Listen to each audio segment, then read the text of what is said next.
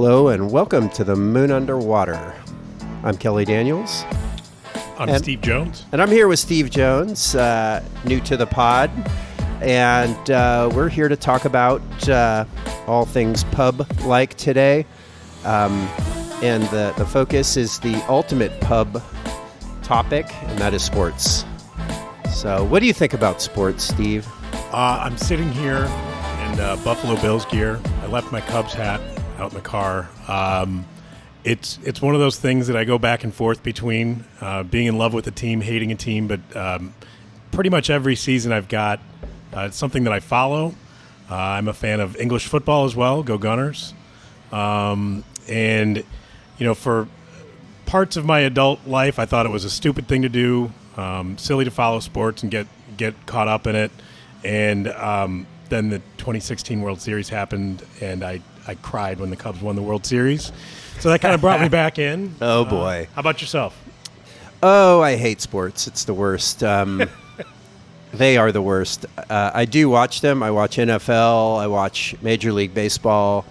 I have been heartbroken and angry and elated at various times by certain teams, but I feel like now I'm a kind of an angry fan or former fan, and I'll watch with a lot of interest, but I am like a jilted lover who is interested in other people's relationships and hope they all break up.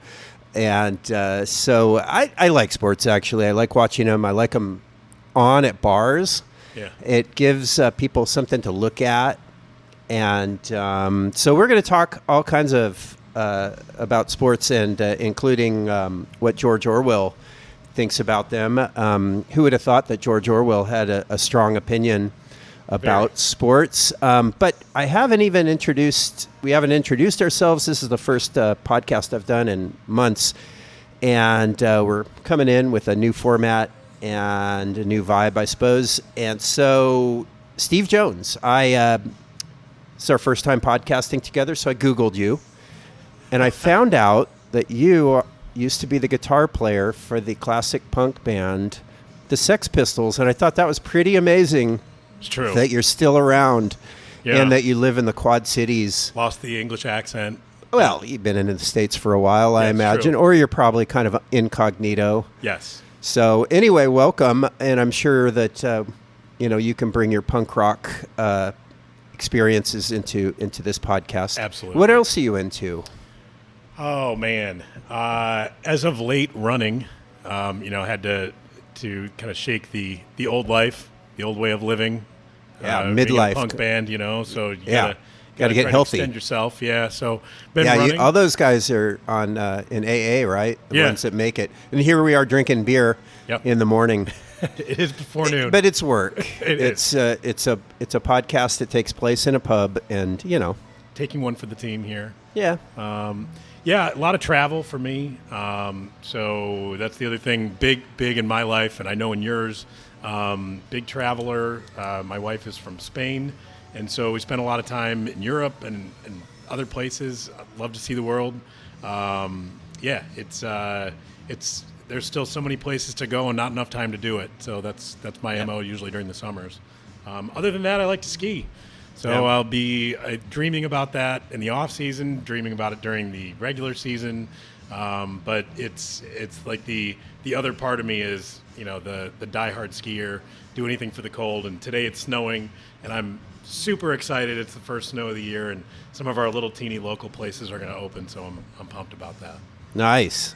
So skiing is a sport, but it's not the kind of sport we're really talking about today, because we don't really care who wins and loses. You can watch that stuff on the Olympics, but usually you want to do skiing more than watch it, I'd say. And by the way, it is gorgeous out here. We're at the Riverview Roadhouse, a little bar.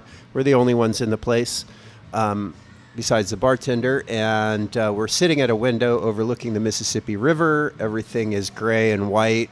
Snow is coming down. There's a little town across the river. And it's a nice time to do a podcast. It is. Yeah, we can see all the way to Illinois. We can, across borders. So cool. You're professionally a tech guy, right? Yep. So you know about that stuff. I do. Maybe we'll talk about that at some point. I don't know. Yeah, I'm a data guy. So there's there's a lot of nuances just saying tech, but I'm good enough leaving it at that for now. Sure. And that's all I know is tech, non-tech. I'm a lit nerd. I'm an English professor at a small college around here. And so those are our expertise or what our day jobs. I love that you're just going to leave it at that. I'm a literary guy, I guess. Well, that's pretty much it. How about Googling you? Google, yes. If you Google me, you'll probably come up with my website, which is pro propaganda, pro Daniels propaganda.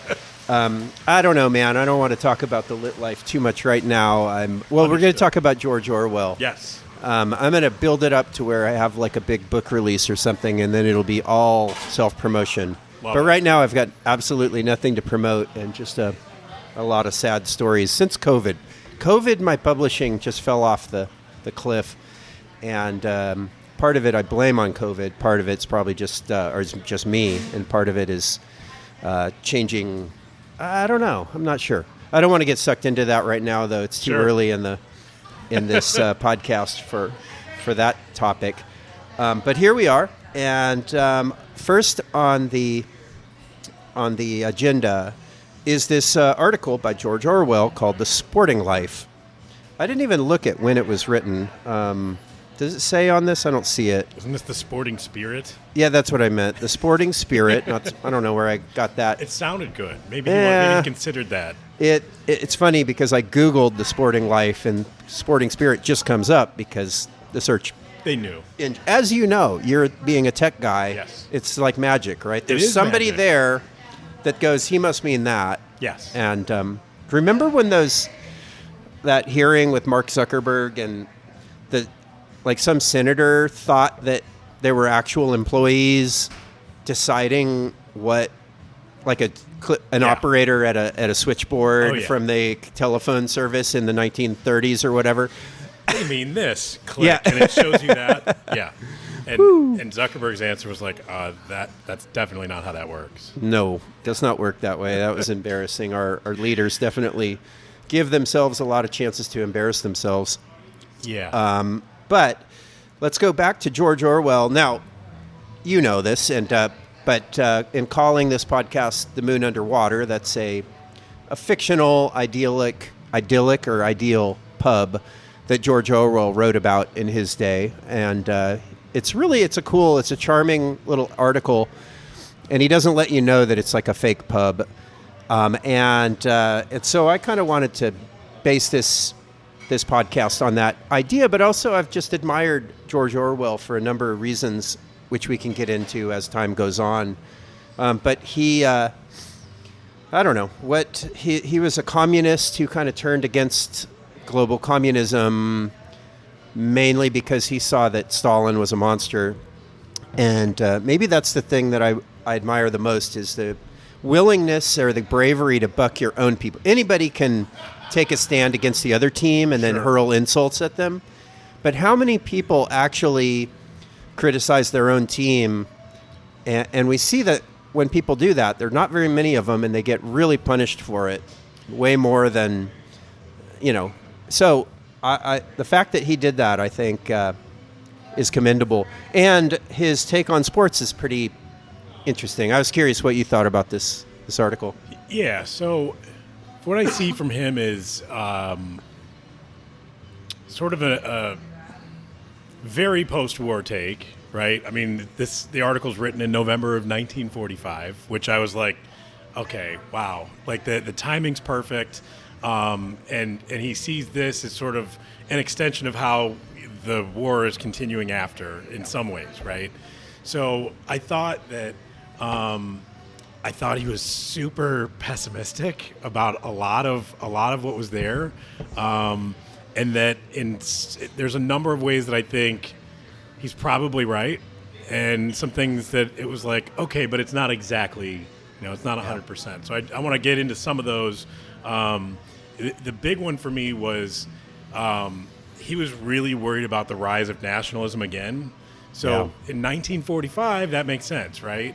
And so having the sort of this backdrop of there's a visiting soccer team from the USSR going to England to play a series of matches against 1945 English football clubs, which one of which I follow, but a number of which are sort of pieced back together post-war, right? And what he's afraid of is that those matches are going to lead to this, rise of nationalistic feelings, and probably they did in its day, but I think it would look a lot different now because those are played all the time. Yeah.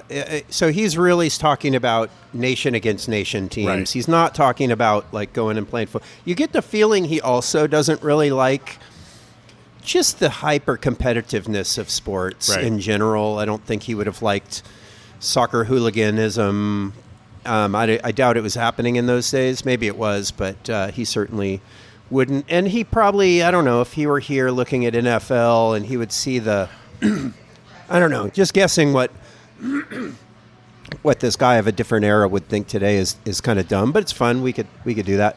I imagine he would see the obvious war metaphor of the gridiron and then the defense against the offense and the firing bombs and, that kind of thing. And then he would see the fans that are all like the Raiders fans with their like monster costumes, screaming.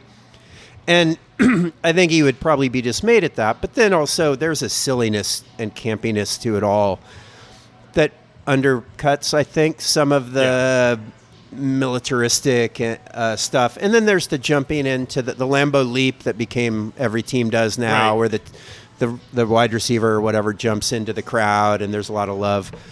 So, he's talking about something really specific. But I still found it interesting, and I also found one line. I'm just going to jump toward the end. He said, well, why don't we just, if we want to cause more ill will in the world, why don't we just have an Arab team go against the Jewish team? Right. And I do think about that. I could see the naive sort of peaceniks thinking, why don't we just have a Palestine against Israel soccer game, and then that would, that'll just ease tensions. And I think that probably wouldn't really help much, and especially if one team clobbers the other. Right. I mean, it would just be. It makes things worse. Yeah. There's the going back to where stuff like that has happened, right? Tensions between two countries, Honduras and El Salvador, 1969.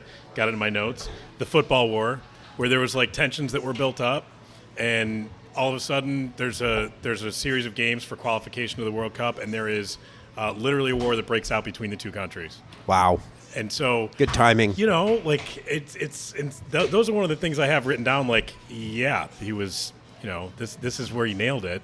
And there's it lasted. The war itself lasted a few days, and it casualties of several thousand people. Wow. So his thesis is like his second sentence, and he just says that sport is an unfailing cause of ill will. I love that. I like how he doesn't couch it. He doesn't kind of like, Could be. Yeah. He's just like, hey, this, yeah.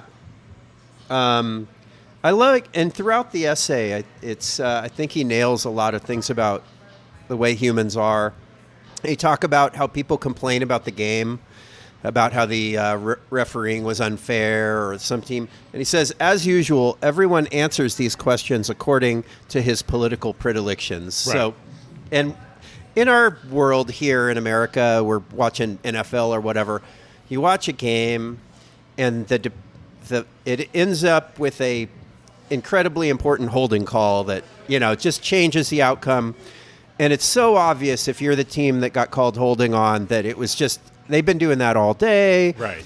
But if you're on the other team, no, they had to call that. It was just a blatant holding. You're not allowed to hold. Who knows what would have happened if they wouldn't have held that guy? Probably would have sacked the quarterback or whatever. And I just have a bunch of underlinings. And then he talks about how sports are, especially or mimic warfare, he calls it. Yeah. and he's talking about football, European football. Here's a line I liked. But the significant thing is not the behavior of the players, but the attitude of the spectators, and behind the spectators of the nations who work themselves into furies over these absurd contests and seriously believe, at any rate for short periods, that running, jumping, and kicking a ball are tests of national virtue. Nice one. Yes. Yeah, it's, I think some of what he's saying is it applies to sort of a national, pride. And he makes a couple connections where, should there be a return team that went from England to the USSR, he hoped that they sent a second-rate team such that they would lose and not feel obliged to kick the other team in the shins for 90 minutes. Yeah. And I kind of thought that was interesting from the national perspective, but then I also take it back to experiences in Spain. You have Madrid and Catalonia with Barcelona and how that plays out on the field. And there's been a couple times where they've had serious altercations on and off the field during a match.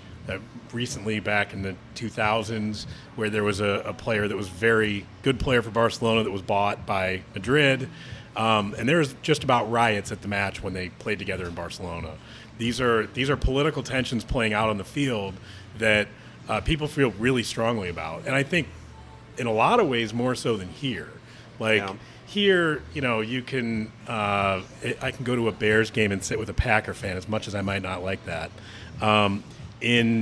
In Madrid or Barcelona, you wouldn't go and wear an opposing jersey for one of those other teams, but there's also other rivalries where you could. And so I think it's interesting that some of them are hot enough to where you can't do the thing, where you're sitting with somebody else that you're friends with that's for the other team. But sometimes you can. It just depends on the context and everything else. But it's and that's in Spain. That's sort of you ask people from Barcelona, it is a national thing because they need to be their own separate country, right? Yeah. So. I'm jumping off into a slightly different area of this talk, but you mentioned Barcelona, and the only time I've ever seen an NFL game was in Barcelona. This is in the 90s, and the Olympics were recently in Barcelona, so they had a nice new stadium, and they wanted to use it for stuff, and NFL wanted to expand, as it does these. Yes. So this was an exhibition game while I was backpacking through Europe. This is my first trip outside the United States, beyond little forays into Mexico. So I'm there and hanging out at a youth hostel in Barcelona, going to the bars, I met a bunch of Australian guys, of course. And we're like, hey, are you going to go to Gridiron? And that was a bad accent, but... that was all right. Yeah. And at first I realized that, people outside America called American football gridiron, which is just so American and so really embarrassing. Is. Yeah. And one thing I think that Europeans and the world doesn't get about America, I don't think they understand how ironically we see our own culture, the over-the-topness of it all. Yeah. I think a lot of us buy into it, but a lot of us all get it. We're in on the joke. Anyway, that's a different thing. So I'm with these Australian guys, and I think it was really cheap to go to the game, and it was 49ers against the Steelers. Nice. Joe Montana didn't show up. He was the quarterback, but he was too good to be not flying for this play game. And so I go to the football game, and it was the thing about an NFL game, there's a very little bit of action and a lot of dudes standing around. A lot of waiting. Oh, God. Yeah. And so it was like that, and you don't cut to commercials while you're there live. So, it's that. And then I go to the bar afterward with my Australian friends, and we're just having a good time. And then this other Australian guy comes up, big old dude, like a, rugby player type. And he's like, hey, is there any Yanks around here? I'm like, and I stupidly go, oh, I'm American. Like, what do you think about that game? It was I'm like, yeah, it was kind of boring. And then the other Australian guys were like, go step away from this guy. He basically wanted to fist fight me. over national pride that my American football was lamer. And he threw down the gauntlet by insulting my sport, and he expected me to stand up. And you agreed rather than... Oh, I totally agreed. I was like, it just was beyond me that... and he was also probably outweighed me by 75 pounds and about 8 inches of height. And he was just a big guy who wanted to fight. Yeah. And anyway, that's my Barcelona story. And I still haven't gone to a live NFL game. Oh, wow. Which is weird. I'd rather go to a college football game for the tailgating. I like the college games a lot. But anyway. Barcelona had famously a team for a while. So first it was World League of American Football, where they changed the name to NFL Europe. They had the Barcelona Dragons. They trying to set up shop, and it was a summer league. Yeah, that probably, I don't know, 3 or 4 years. But trying to get some traction. The NFL's big in Germany, and in several other places around the world, which I've always kind of found weird. But Mexico, if you're in northern Mexico, and I've spent a lot of time there, asking the question of which soccer team they like usually will elicit, actually I like the Cowboys, or the Steelers are my team. I'm like, wrong sport. Wow. Yeah, So I do know a few NFL fans in Spain, which was going to lead me to my question for you here. They're so into it, they actually have a local group of them that have a fantasy football league in Spain.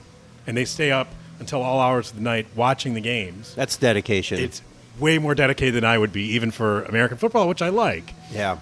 Do you participate in any fantasy sports? I don't. Somebody signed me up once, and he wanted to get me into it, and so he just put me in there. Oh. And I didn't participate in the draft, and then my team was just a zombie team. A lot of kickers. I'm funny because I won a few games. Like for a little while, I was in first place for the first 3 or 4 games just through luck. I don't know how. I think it just went. There was a default kind of drafting thing. The reason why I didn't do fantasy sports is just because I didn't want another thing to take my time and interest. I do, when I get into something, I tend to kind of, I wouldn't say obsessive, but I really don't like to half-ass things. Yeah. And that makes me not want to jump on new projects because I know myself, and I will spend just a lot amount of time. Yeah. So I never have, but it seems fun. I mean, I get sucked in every couple of years, and then I'll put together a team that, despite spending a lot of time on it, is terrible, like this year. Last year I was pretty good. This year, and last year was the first time I did it in 10 years. And last year I was like, oh, I did all right, I'll do it again. This year I'm going, I've spent a lot of time on this to not be any good. So I'll lose interest in the next few years. Well, yeah. I think success is, it's the playing the slot machine thing. Yes. You need a payout. Yes. After a certain amount of time, or you'll just quit. Yeah. And if you're not getting payouts, then... So, did we cover... Is there anything else you wanted to say about Orwell's The Sporting Spirit? I just have some underlines that I liked. I mentioned the thing about football matches between Jews and Arabs. Yeah. Here's something... I think that what he doesn't like about it is that it does kind of play into nationalism, like you said. And he also didn't like nationalism. But here's another line I like. There cannot be much doubt that the whole thing is bound up with the rise of nationalism. Yeah. That is, with the lunatic modern habit of identifying oneself with large power units and seeing everything in terms of competitive prestige. So I feel like that applies pretty generally to sports, professional sports, and as well as nationalism. But I don't know. What do you feel about how if the Bears win or lose, that somehow affects your standing in the world? And then even more so, like we being Americans, we're just sort of a little bit better than other people because we were born in this country rather than some other country. Right. How legitimate is it to, take pride in something that we have aligned ourselves with that are way bigger than us, and that we're at best a tiny little cog in, and probably more likely have no real relationship to at all. Yeah, the Bears winning, that's Doesn't so far happen. gone. Yeah, like I'm so used to that. But I was more proud than anything when the Cubs won the World Series, because I grew up knowing it was never going to happen. Yeah. Right? And so it wasn't like I felt that we were way better than everybody else. It was like, oh my God, we got luckier than everybody else this year. Yeah. Or it was just a long time coming, and it was our turn. 108 years. Yeah. As we used to say, any team can have a bad century, right? That's a good one. I've never heard that. So to me, there's a lot of that. I think there could be some good in nationalism in sports, like the rise of nationalism. And I'm going to point to South Africa winning the Rugby World Cup, which they did this year as well. They beat New Zealand this year. Nice. And they, there's a whole movie about it. It's an interesting story about how everybody kind of got behind a team that in a sport that not everybody played in a country that was rapidly changing. And I think something like that can really be neat to bring everybody together. They weren't trying to, put anybody else down. They were trying to win the Rugby World Cup. And this is I want to say this is a 91 or 93. Sorry for any rugby fans that know the answer to that. But it was an opportunity to bring everybody together, and they did it. And it wasn't about, we're better than everybody else, but it was like, we can come together and do something. So I think there's some positive aspects. Yeah. And so I had like my counterpoints to some of the things that, that came up. And that's mine is, it was kind of a unifying force, right? Yeah. Even in places, so to bring it back down to like the city level, even in Chicago and in 2000, sorry, White Sox fans, 5, 6, or 7, I don't remember the year. I think 5. 5, okay. Bobby Jenks, the closer, threw 100 miles an hour. Crazy. Yeah.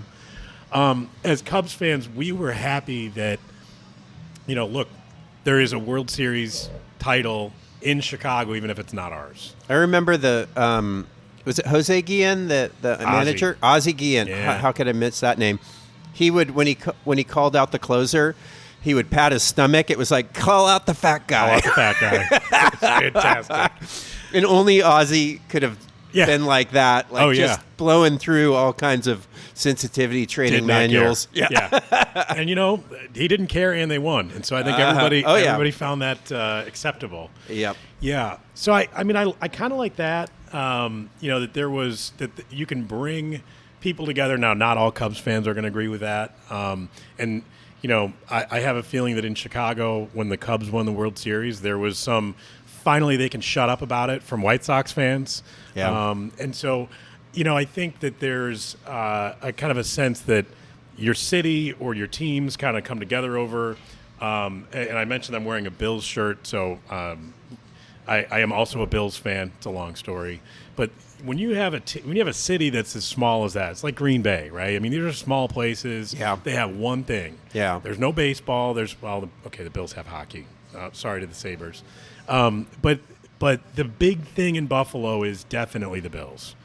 And that can bring the city together. And the Bills brought a city together 4 years in a row in the early 90s and lost every single year in the Super Bowl. Yeah. But it's sort so of close. It's so close. Yeah. But I like the Bills. And I just kind of vaguely team. root for them. I kind of root for teams that haven't won in a while. Who's your team? In NFL? Yeah. I was a Raiders fan back before the Brady cheating episode where the tuck rule. I don't know if you were watching football in those days. I watched that at a bar, and it just made me hate football. And then I became a hate watcher. Or I haven't paid attention as much since then. Yeah. And there's just a lot of games come down to pretty questionable, pass interference calls. Oh. Like the final drive is, He looked at it funny. is 3 is 3 defensive holdings and a 50-yard pass interference call, and that's how the team won the game. And you think, okay, maybe those were all legitimate calls, maybe not. When you look at them in slow motion, it's kind of like, maybe, I don't know. Yeah. But I do feel like that's one of the flaws. NFL is a lot of fun to watch. I mean, the teams are basically wearing Power Rangers costumes. Totally. And it is so funny and so campy. And these are incredible athletes, are dressed up like children's superheroes. It's just funny as hell. The game can be very satisfying to watch. The slow grind of making it, 8 yards, 12, you got to get that first down. Got to go for it on fourth down because there's not much time left. It's a fun game to watch. But I feel like the officiating is too persnickety. Yeah. And there's too many penalty calls, and the difference between holding and not holding and defensive holding and pass interference is all so fussy, and you can't, it really comes down to, so I feel like that's the big flaw in the game. And the more, like in soccer, I just don't feel like, obviously there's some officiating going on, and I'm sure people flopping around pretending they're hurt when they're not, and all that seems annoying. But it just doesn't feel like very many matches are won or lost because of some questionable call. I don't know. Do you feel like that? I agree. I'm gonna make a connection here, and I don't remember the ref's name. There was a documentary about him from the NBA. Where who was betting? He was betting, but he was also saying that there was like a narrative that the NBA was driving about, kind of hinting at who was going to win, but there was not a whole lot of proof to it. But it was one of those things that was like, okay, there could have been internal memos that, it was like, oh, you needed to call more of this, and everybody understood who was committing these offenses.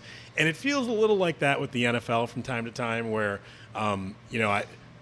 people say what they want about the Patriots, but I always feel like they were not getting calls for a very long time because, Tom Brady cheated and they deflated the footballs, right? Yeah. And they just proved that they were better than everybody else by coming back that same year and winning the Super Bowl again. Yeah. So I just wonder if there's a little of that. I think they didn't like Belichick, who is... Yep. I mean, he was like stealing playbooks of other teams. I mean, he was like a pretty, do whatever you can to win. And probably everybody was doing that to some degree. I would believe that he might have amped it up a little and got the ire of the team. I do remember in an NBA game where it was pretty clear that I think the Sacramento...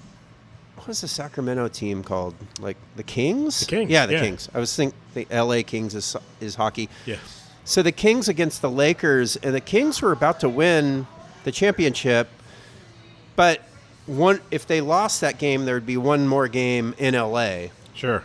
And it was so obvious that the refs were absolutely not going to let the Kings win this game. Right. They were calling a penalty every time they moved. It was some kind of penalty on the King. I mean, it was blatant and bizarre that nobody, and some sports writers wrote about it, but I guess in the end, everybody wanted that final game in L.A., and of course the Lakers won it when they're in their home turf, and it was pretty upsetting, I thought, just as a casual. Sure. I was just watching it on Bar TV or something. I didn't care that much, but I finally started caring when I saw it happening. I'm like, this is bullshit. Can it happen? Does it happen in baseball?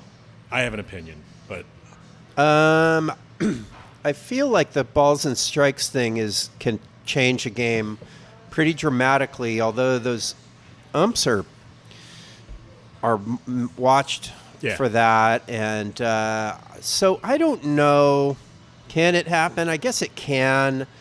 It feels more often than not that what I think has happened over time is that the bigger the star, the more calls are going to go their person's way. So, Greg Maddux was getting 6 inches out of the strike zone every single pitch. Yeah. And it was like, he was training the ump, and okay, I guess you can call it that.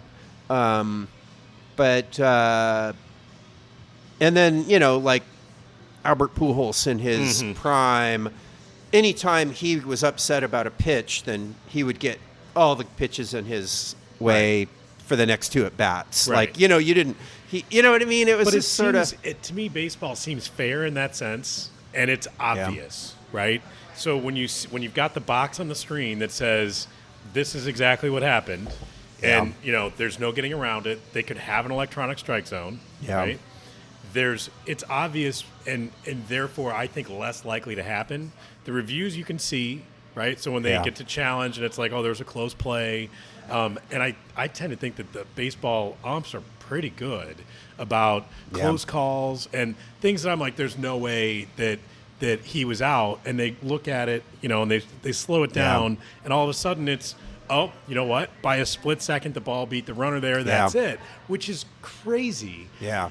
I don't think that the other in baseball, there's now, of course, we could probably have a whole other show on electronic strike zones, but way back when, Ben Zobrist on the Cubs was known as being a very nice guy. At one point, he got called on a ball that I want to say was very outside, and he turned to the ump and said, "That's why we want electronic strike zones," and he threw him out of the game for it. Yeah. And he never got talking about my job, boy. Right. and it was one of those but he was right, but it didn't matter. Yeah. Right? And so I baseball agree. has some of that it would allow it to kind of go down that path of taking people out, which I also don't really like. Yeah, no. I like the don't human either. element. Let me leap backward a little bit. We were talking about rebuttals to George Orwell's worldview on this. There's one story I wanted to kind of tell. It was this about the civilizing effects of sports instead of warfare, I guess. There was this documentary I watched when I was an undergrad taking an anthropology class. And this documentary would really be called colonialist, and it would really, I'm sure, not be a cool thing.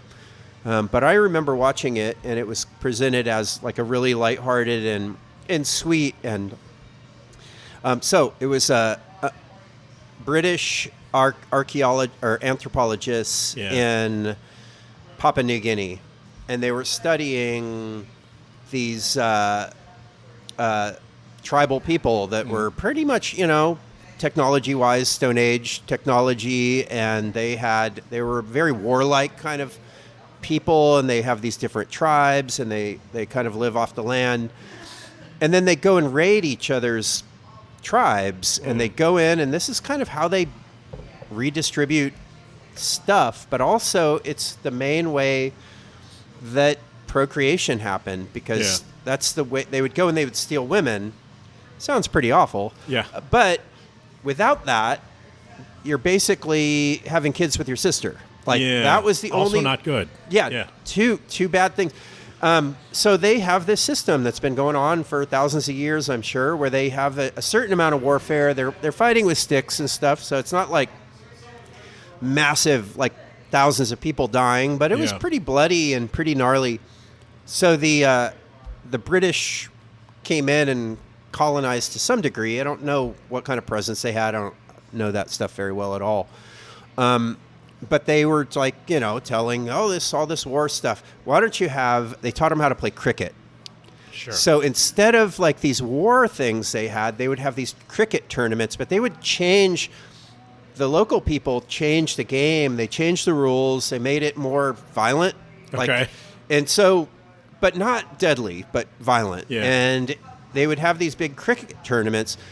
And so if you're hosting the cricket tournament, all the tribes around come into your place, and they bring kind of gifts and tributes, and they also leave a bunch of their women behind. And then it's your turn, and then next year it's the other team's turn. It's at our place. And so that was a new way to basically get the gene pool spread out.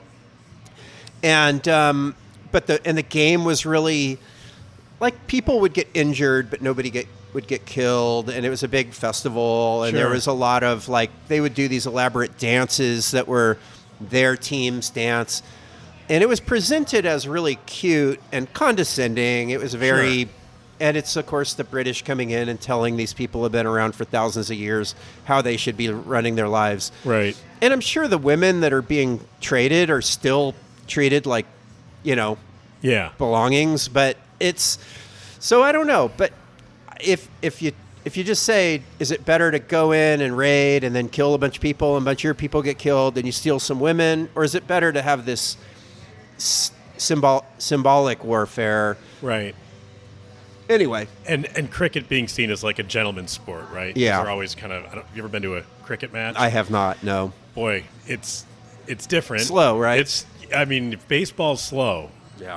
And I went to I went to a really good one. A guy in his first year, so I was like, oh, a rookie hit over 100 runs. No, a first year. I forget what it was. He batted a century. Okay. Nice. It went all day though, and he was like at bat all day long. Wow. One guy. Just One guy keep batting. They have a tea break in the middle of it, right? So there's Of course. because of course they're all dressed up. So I just think that probably the context of being like, well, this is so civilized. We'll show them how to do this, and it's a way better way to live than warring and whatever it was they were doing. And I can imagine, people looking down their noses at, the way that it's been made more violent and less civilized, and whatever. Yeah. I'm fascinated by cricket in general. I have a friend who's really into it, like watches the multi-day test matches. They might have made it more interesting, making it more violent. Yeah. Well, I recently heard that Noel from the Great British Baking Show, which I watch every episode of. I'm going to have to watch this. I've never seen it. It's pretty fun. Okay. It's a contest of anyway. Noel is the IT crowd, goth guy. Oh, sure. The tall, yeah. So he's like their comedian who's just kind of there, but he used to be a cricket player. He was like a spinner, spinner pitcher or something. Yeah. Like anyway, The way he bowls. yeah. That was his bowler, a spinner bowler or something. So. Well, anyway, I just thought that was. I do feel like if it comes down to symbolic warfare is better than warfare, I guess I'd say. Yeah. And I'd also say that Cold War is better than hot war. Like For if sure. you're going to have to choose, Yeah. and it doesn't mean that that it's perfect or that it's great, but if you have to do something, there is some human aggression, and we need outlets. I guess we do, yeah. That was my big disagreement with the Orwell article. Was like there was, and he does.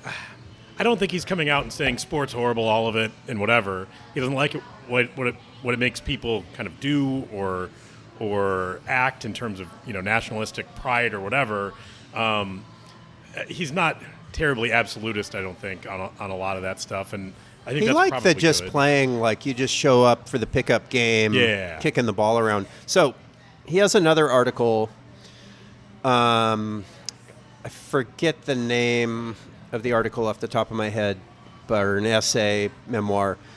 But it was about his childhood in school. Okay. And he wasn't an athletic guy, and he got picked on, and he was made to play football and would just get bowled over by big guys, and then they would make fun of him. And sure. So there's a personal thing that it explains some of the stuff that I'm reading here, where he said that football, soccer, and boxing were the two most violent sports. I was like, did they play rugby in 1945? Because that hits a lot harder than soccer, where you're even allowed to have some sort of padding on your shins to avoid, getting kicked directly there. Yeah, we would not think of soccer as a unbelievably violent sport nowadays at all.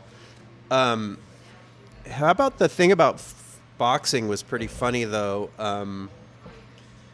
Let's see if I can. I know where you're going with this. Well, the thing about how women are the worst. Yeah, women are the worst. Yeah, and or having a like a mixed race fight in front of a mixed crowd. That would be bad because you would split it down the lines of the races that were in. I was like, I don't know if he'd write these things today, but well, I think he's to me in a way it does speak to today pretty well. That when you racialize especially in those days, like there was like just rank racism was just and then you have every white person is going to root for the white guy, every black person is going to root for the black guy, and there could be a race riot at the end depending upon who wins. That's true, and that's what I'm saying. I don't know about today being the same. I think of a number of fights like Mike Tyson.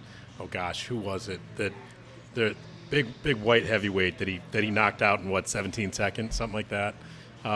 Where I think a lot of that people have at least gotten over, or if they haven't, they're not vocal about it anymore. Yeah. But I found it interesting. But women being the worst was the women in a boxing crowd. Here's the line. But a boxing audience is always disgusting, and the behavior of the women in particular is such that the Army, I believe, does not allow them to attend its contests. Love that. That is really funny. Here's another good line, just so I can get all my underlined lines in. Football, a game in which everyone gets hurt and every nation has its own style of play, which seems unfair to foreigners, is far worse. That's true, though. Like, it's the way that you're supposed to play the game is the way that your country plays it. So absolutely. There's the Spanish play with all this finesse and passing. Yeah. And then I guess the Brazilians will just kind of have a big, huge bruiser guy that'll just knock you down. And, and it's like, hey. It's one of those. I can think of and even like the nicknames and how they play. Germany's the machine, right? Italians are famous for counterattack.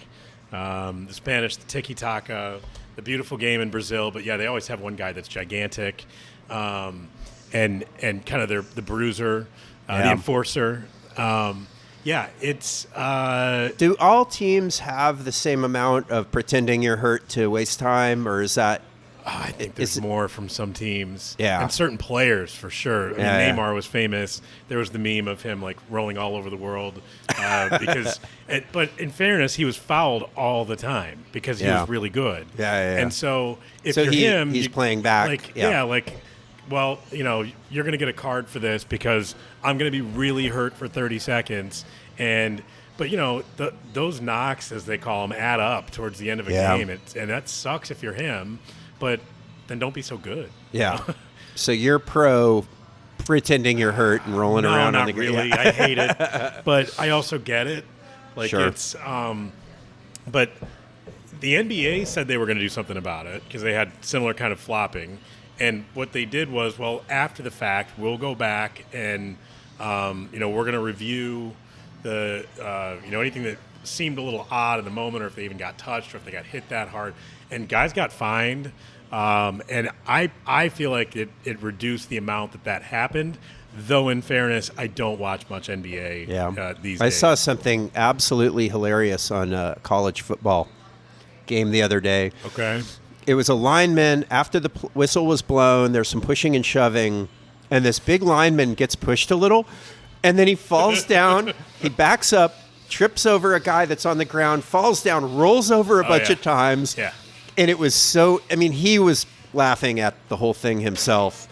And he got the call. I think I saw it was very charming, actually. It was like you liked that guy because he was just... He was hamming it up. Hammed it up beyond just trying to sell it. It was like, I'm going to show the world what this is all about. It was great. Was that this weekend? I think so. Okay. I don't remember the game, but they showed it on replay a few times. Over you just sort of a game is on and it's like you're zoned out. Yeah. It's Thanksgiving weekend, so there's games. I don't know. It seems like there's 5 days worth of football games between college and NFL and everything else, and so it was a game I think that was on Thanksgiving, if I remember right. But. Wait, would that have been a college game? It might have been okay. Yeah, but could have been pro. I think it was college. Okay. Because I don't remember their some team you never think about, whatever. So my son has a thing about Ronaldo. He's, I guess their kid, his age group, 6th grade,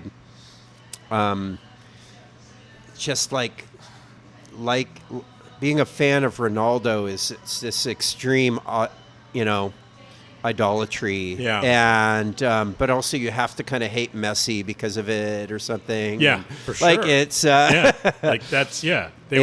were the counteracting forces for so long. He just watches clips of him all the time, and he wants to get a jersey, and and all that kind of stuff.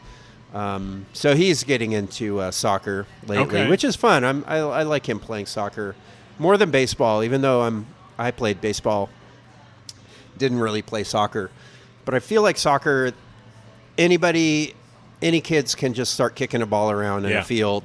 Whereas Yep. baseball, you need all this gear, and it's fussy, and it also Little League baseball is so painful when a kid can't throw strikes, and you're just watching walk after walk after walk, and it's just like, okay, a bunch of kids running around kicking a ball. Okay, maybe they don't know how to do it well, but at least it's not like just to stop in the action. And nobody else gets to participate, right? Yeah, Except everybody- for the pitcher and the catcher who's letting every ball go by because it's 5 feet outside and the kid can't get it. Yeah, it is painful. So, yeah. You know, the whole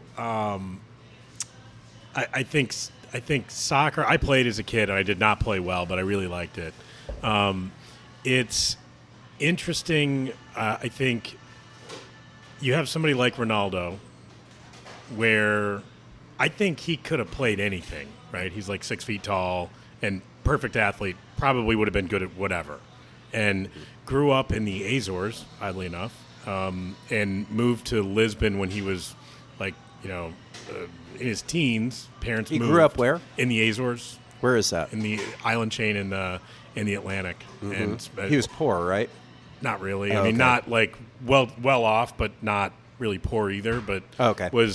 But parents moved to Lisbon, and I mean, the rest, as they say, is history, right? I mean, he's playing in Saudi Arabia now. He took the money, right? He took like $200 million, and That seems to played be a there. knock on his legacy. Just Yeah. as little as whereas Messi goes to Miami Yeah. for less money, probably, or A certainly, lot less. and also a lot less competition. But he's making American Major League Soccer more fun, and He's building seems like a he's brand. having a great time, Yeah. and Building the brand. he's living in Miami. That's Yeah. got to be fun. It Great. seems, yeah. He had been asked before leaving. He was playing in Paris for PSG, and he'd been asked about, you're going to go to Saudi Arabia. They were offering all this money, and his answer was, I've made a move for the money before, and it was not the right move. It's the one that he was at. Yeah. And Nice. And so the other thing, I mean, I think that Ronaldo probably still has time left to play in the States if he wanted to play in the MLS. He speaks English, where Messi really doesn't. He is recognizable, right? People know who he is. But I think what Messi's doing long term is he's got the brand built, right? Yeah. And so the flip side of Ronaldo being able to play whatever sport is that Messi was only going to be good at one. He's really short. Yeah. On a good day, I'm 5'8", all stretched out with the right shoes on. I'm taller On than the he rack? is. Yeah. I mean, I have to Yeah. in the morning. I get up and and so Messi doesn't like that was it. I mean, he moved to Barcelona. They picked him up for the youth academy. I think he was 12, and he was not. There are stories about what they had to do to get him to grow even to what he is now. I think he's about 5'6". So there was going to be one sport he was good at. Yeah. And That's something great dominated, about right? soccer, though, is you don't have to be, a physical type necessarily, except you need to be fast and. Sure. But a lot of that you can. Yeah, I don't know. I mean, guess I make the you're argument quick. about baseball. It's the same. Mostly because John Kruk played baseball. They're getting bigger, though. Baseball players are getting Yeah. taller. Like pitchers, if you're not Huge. like well over 6 Yeah. foot, now you're kind of not even a consideration for pitching. crazy. And part of it is just the leverage you can get. Yeah. But also it's harder to hit. The higher the ball comes down at you, the harder it is to hit. So, and even shortstops, the name shortstop, I feel like that you'd put the short guy who is quick at that position. Shortstops are now like 6'4", 6'5", and trying to cut off any kind of low line drives. I think it's just they want a big guy who can hit the ball out, and the bigger guys can just hit the ball more because they have more leverage or whatever. I don't know. I mean, but yeah, baseball you could be. I mean, Altuve, of course, is a pretty small guy, and he's one of the great, stars of the game right now. There's this. Speaking of which, there was a pretty brutal. Wasn't a meme, but it was just a joke after the last World Series, and not World Series, but championship, American League Championship, and Altuve had hit a home run. They just show him in the dugout, and he's got an iPad and he's like looking at whatever, they check out and somebody said it looks like since he did a good thing and hit that home run, they're giving him some screen time. And he's just noticeably smaller than all the other guys, and the iPad looks. He's like got his feet; they're like dangling in front of him. And totally. Yeah. Oh my gosh. But see, I would root for Altuve because he's the small guy, of course, and but he was also on the cheater team, and he probably was one of the main cheaters. Like, really, I think there was a thing where he wouldn't let them tear his jersey off, and it was really looked incriminating. Yeah, for sure. Like he had electronics underneath it or something, and there is even some shots where you see like a little battery pack looking thing on his. Yeah, that's not a great look, is it? It isn't, and that team was definitely doing whatever they could to win. Yeah. Let's see. There was two other things on my little list. Okay. Is there something you really wanted to? I know you did all this prep and stuff, and no, I mean I think we've talked about a lot of what I wanted to hit. I'm kind of reviewing my list here. I made my notes in bold. Let's see. I think I'm good. Okay. Well, I have two items. One is just college. No, I have three. One is college versus NFL. I don't know if we need to go into that. I get that there's a preference one way or the other for different people and different ideas. But probably more controversial, there's a writer named Steve Allman. He's like a medium famous literary writer guy, does a lot of nonfiction. Can you define medium famous? Sorry. How do I define it? I heard of him, and people who are like creative writing professors have all heard of him. But probably I think I might have heard of him. Steve Allman. Yeah. But I don't know if he it's doesn't the same have Steve any Allman. bestseller books or anything. I don't think. But he's most famous for doing a podcast with Cheryl Strayed called Dear Sugar. It's an advice podcast, and Cheryl Strayed wrote that book Wild, where she walks across. And that was made into a movie with. So. He's like 3 degrees away from a Hollywood movie. Okay, that's pretty famous then. Yeah, medium famous is that's okay. It is pretty famous. But Steve Allman he was a big football fan. He was a Raiders fan, and he probably still is, but he wrote a book called Against Football. And it's pretty much the full-on, symbolically, it's bad. It's also the concussions, and it's like we're kind of sacrificing the bodies of like essentially formerly poor black people who are now making millions, but they're like getting, head injuries destroyed. that are, and then it starts in college. He has a whole thing about, here's the part that I thought was really striking and interesting was how college, the image of like one of these days where the players have to come out and sort of like audition almost for teams. Yeah. And they're looking at these like Southern powerhouse college programs, and it's this old fat white guy watching a bunch of beautiful specimens of black men. Yeah. And then they take their shirts off and measure them, and it looks. He just made the direct comparison to the plantation life. Absolutely. And it once you read it, you can't unsee that. And so he's just kind of, what I think about Steve Almond is that he wrote this book and he believes it. I still bet you he turns on the NFL on Sunday. Every Sunday. Yeah, he's watching the Raiders. Now he might not put the face paint on. No. But, or the Darth Vader helmet. Yeah. I love the Raiders stuff. But that is interesting. The Raiders have such a great, and I think they're really suited to Vegas. Yeah. They've just been such a bad team for so long. I think they maybe just the owner's son is with that doofus haircut he has. Love the haircut. It is just doesn't give a fuck. No, yeah. Like nobody has told him what it looks like. Yeah. He's just like, no, I'm going. Good. Yeah. Yeah. I'm going back to him for the same cut. Yeah. Yeah. Yeah. I would say. But what about, so you have daughters, but, like your kid wants to play football and there's like a certain amount of concussion kind of. And as a kid, I desperately wanted to play American football. And the answer was always no.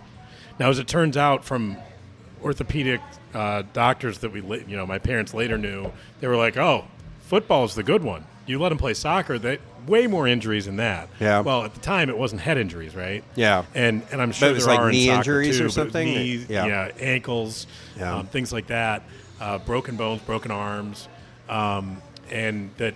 Football was not so bad for those things because, we wrap everybody up pretty much in bubble wrap, but then are surprised. And you don't play that much. Like the actual moments of playing are pretty limited. And the clock runs a lot. Like, it used to be that the clock would stop every time the ball went out in American football, and they don't do that anymore because – takes too long. There's like commercials that need to be added for the reviews, and so, but it does take too long, right? So games are going over. So there's a number of things that have kind of changed, but yeah, in terms of an argument against football, like I said, as a kid, I really wanted to play, and it was like there's no way, but it wasn't any concern for head injuries. That seems to be in the last 15 years. And I played in 9th grade. You did? Yep. What'd you play? Wide receiver.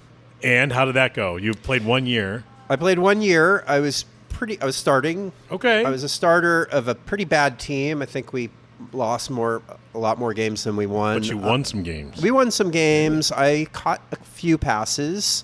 Touchdowns? My best pass I ever caught was there was a picture of it that some little student photographer got, and it was this great shot. I lost the picture.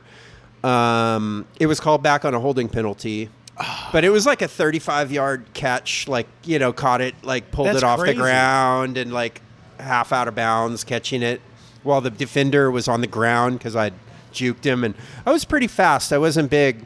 I was skinny, average height. Yeah. But I caught things and I was fast, and so I was good enough for 9th grade. Incidentally, that makes you a decent wide receiver that caught things and I'm fast. Yeah, I couldn't. They put me at defensive back, and I would just get run over, and I would close my eyes before making the tackle, and then just fly by the guy was supposed miss 100%. And I remember during a game they just pulled me out of the game from defense and never put me back in. You're done there. Yeah. So I wasn't durable enough. I every time I got tackled I would end up with a wrist injury.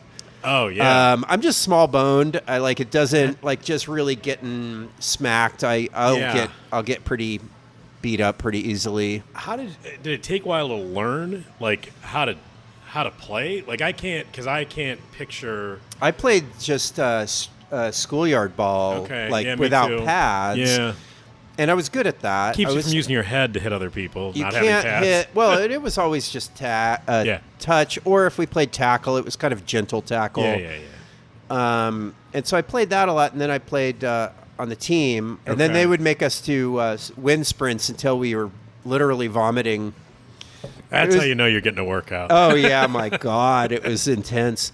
I was fit, man. 9th grade was the most fit I've ever been, and It was hard to learn how to catch the ball with those pads on and helmet. It is completely different. You can't see very well. You can't feel it very well. And also now, you got these big guys in the NFL. They have super high-tech gear. Yeah. But like some little skinny 9th grade kid with just generic pads and uniform, like in a helmet, like it was a lot harder. Yeah. It was fun, though. I liked it. I didn't want to play in high school. I wasn't good enough. It was pretty clear that once we got with the bigger kids, it was kind of like just starting to go through puberty. Yeah. But then by the time you got into like 10th grade and stuff, the guys that were good at it were just noticeably beefier and bigger than me, and I was just I didn't want to get hurt, and I was starting to smoke pot and stuff, and like I don't, I'm not. It doesn't help. Sports is. You could have been a swimmer then. That's about like half the swim team that I was on in high school. They were stoners. Yeah, total stoners. Nice. And incidentally, one of those things that I did my freshman year, and not again after that. I was on the swim team, and I was not a stoner. I was not fast in the water. I was like, I could do it, and I was okay. I could compete against the other freshmen. Yeah. But I looked up to like I was on JV, and I looked up at the varsity team, and it was like there was a mile-wide chasm between me and them. Yeah. And I was on a good day back then 5 feet tall. So my nickname was 5-footer, and it was. And that basically makes you a slower swimmer, right? Yeah. You want, tall, like think about Michael Phelps, right? He pretty much has like paddles for hands and feet, right? And I had really good form because I'd grown up swimming and I swam competitively as a kid. But it was like, okay, well, this is where you get off this ride because like it's not going further. So yeah, interesting sporting history anyway. For the things that we've all done. Nice. Hey, let me just see if that worked. Oh, it didn't work. Aw. What? Oh, no, because I turned it down. Hold on. I want to use these like little contraptions I have on our recording device. So here's to Steve Jones' swimming career. Yes.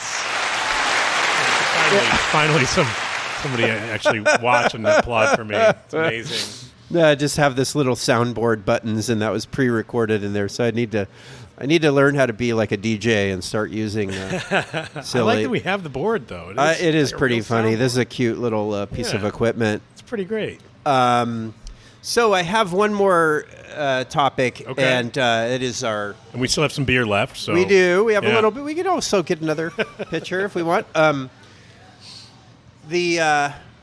Everybody's favorite quarterback to either love or love to hate, or people who don't like football to love, and that is good old Colin Kaepernick. And I thought we were going with Tom Brady. Okay. No, I wanted to go to Kaepernick because I just thought it's better chance for humor, I guess. Okay. I suppose. But really, I just want to talk about this truck that drives around LeClaire here. But I'm just curious. Are you? Are you? No, I'm dying to know about the truck. Okay, the truck. Okay, yeah. You're looking around the bar as if it is possible that the owner of the truck. I don't know who owns this truck, but it drives around LeClaire and parks in parking lots here, and it is just a big pickup truck, and it has two football jerseys hanging from the bumper and getting dragged. And like the bottom is all, and one is Colin Kaepernick's. Okay. And the other is, I have no idea. Somebody who has just somehow got on the wrong side. They have been wronged by that guy, whoever it is. This guy touched him in the wrong place. Right. And then there's this like heartbreaking like sign on the back of the truck about honor and all about, and then I think there's also some big USA flags like those. Sure. So it's that kind of thing.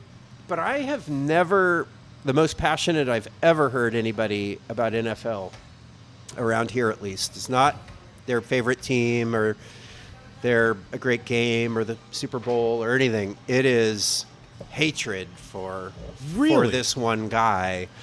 And I'm just curious if you seem surprised by it. Is it he just kind of like you didn't give a shit one way or the other, I imagine? You know, my take on him was he was trying to get into the NFL or trying to stay in the NFL for reasons other than he was any good at football. Yeah. I mean, He was okay. He was really good for a while. I mean, he was Yeah. the cover of Sports He Illustrated was. once. But then once he went off, like, you know, and peaked, and it reminds me of the backup quarterback that comes in. Nobody's prepared for him. And Yeah. for like 2 games, they look like geniuses. Yeah. And then it's like, oh, I heard that this what is it is they is do. he would run to the right, Okay. and he could throw super accurately if he ran to the right. so that everybody just And they all started like playing that as his one game, make and sure then we he, jam up that right-hand side. yeah, that's kind of what they did. Yeah. And You know, so my take on that is that I mean, when it was all happening, I didn't really care, and I felt like he was making a lot of noise to try to get somebody to pick him up for yeah, the reason of. so he well, was playing for YouTube fame. I think in so. a way, yeah. Yeah, but when he was good, he was. Yeah, you're right. I mean, I remember him being pretty good. There was probably a half a season for the 49ers that he looked good. Yeah. But I didn't like once he was gone. It was like, okay, well, that's it. You know, like we're. Yeah. And then we still heard from him. Yeah. He still was like, no, I am going to Yeah. come back. I had tryouts with several teams, and Yeah. like, okay. I mean, and on the one hand, it's like, you know, screw him and shut up and go away. But on the other, it's like, well, you know, he's making a living still. He didn't probably didn't make it on the pension with the NFL long enough. He got to a get paid out. payout. He did. Okay. They were pretty much colluding to not. They They blackballed didn't want him. him. Yeah. And they blackballed him. Not he was good enough to be a backup quarterback somewhere for sure. I think. Okay. I mean, a backup quarterback. There's some. And Well, we've had. I mean, as a Bears fan, we've had just bad quarterbacks, let alone backups. And Yeah. right now is not one of those times. I just feel bad for the 2 guys that are actually playing in Chicago in that position because you're where quarterbacks go to die, even if you're straight out of college. Like, so, is Justin Fields playing now? Is he is. injured or is he? Yeah, no, he's back. And there was a lot of, Badgett looks amazing. They should go with him. And then after 2 games, it was like, okay, this is what he's doing. Yeah. And I think he's pretty decent. I really like Justin Fields. I like, the attitude. I like a lot of things about him. But a quarterback in Chicago, that's like Cleveland. It's where quarterbacks go to die. Like it's just not. Yeah. So, yeah, seeing like how Badgett is now. Let me think about how Kaepernick compares.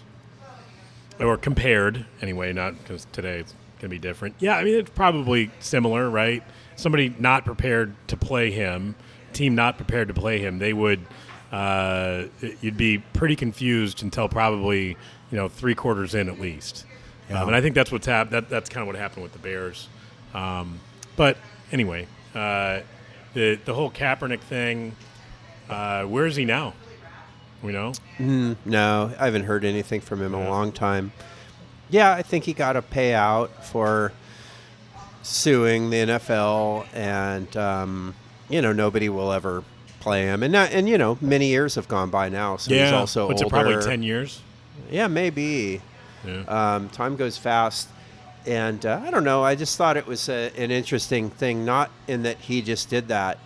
It just strikes me that he decides to sit down and not, stand up for the national anthem. It seems like that would have been really easy to ignore.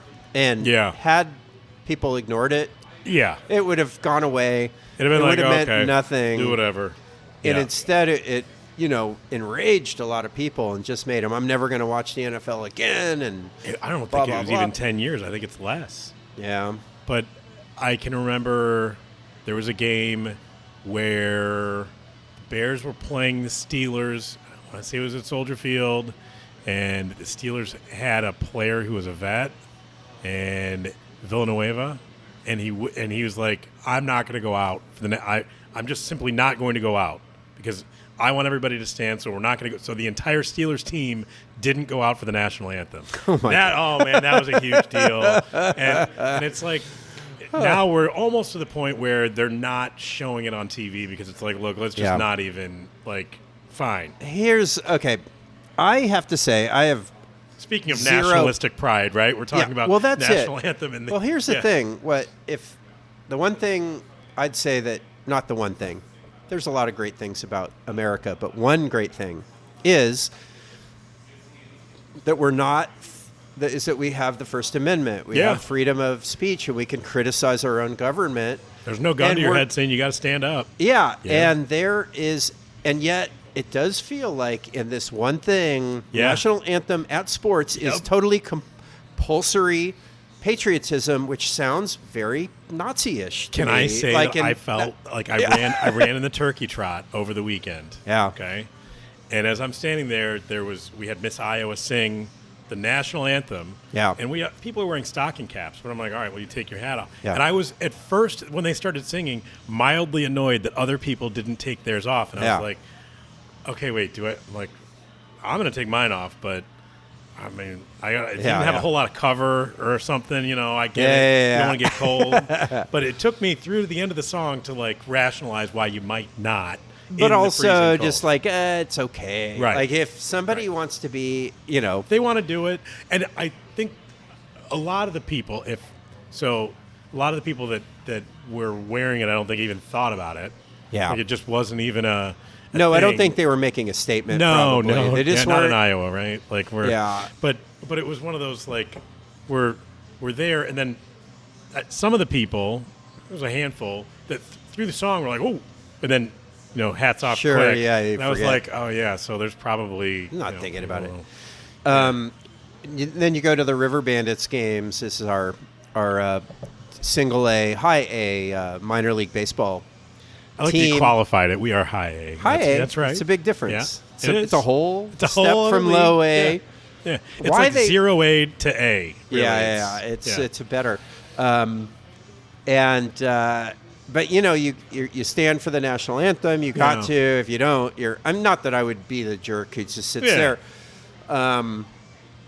But then sometimes the person that sings it is so god awful at singing, and it's just it's somebody's daughter who donated a lot of money to the team, or whatever. I don't know what it is, and they're hitting all the pitches wrong, and I'm just like, it's a hard song to sing. It is, but it's also, if there's anything that is insulting to the national, kind of patriotism, maybe that.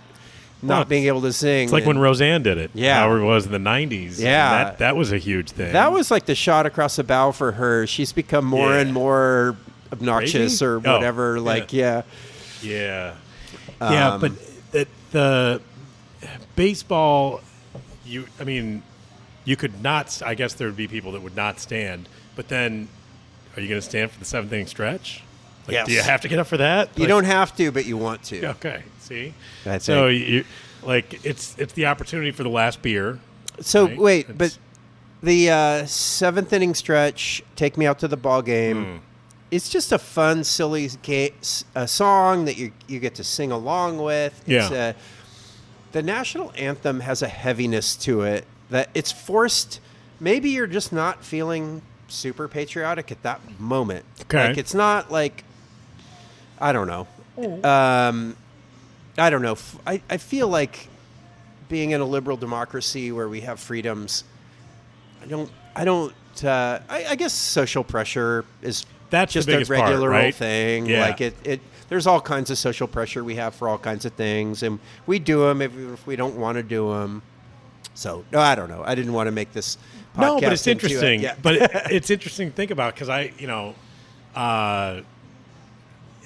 it's one of those, I'll stand up for both of them, both the national anthem and seventh inning stretch.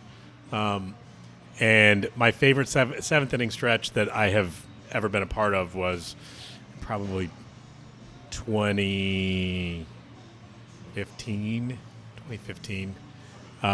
Took my older daughter, who was 5 at the time, to a Cubs game. And, we had her, we stood up for the national anthem, and they sang it. She's like, okay, does the game start now? Yes.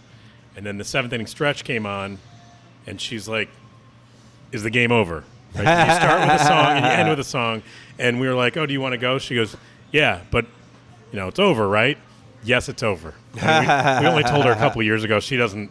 My kids don't sports really, and so she was like, "Wait, so it was after 7 innings? How many are there in a baseball game? 11?" Like, no, I mean there's 9. If they're played correctly. There's you have a winner. She's like, "Huh, okay." Yeah.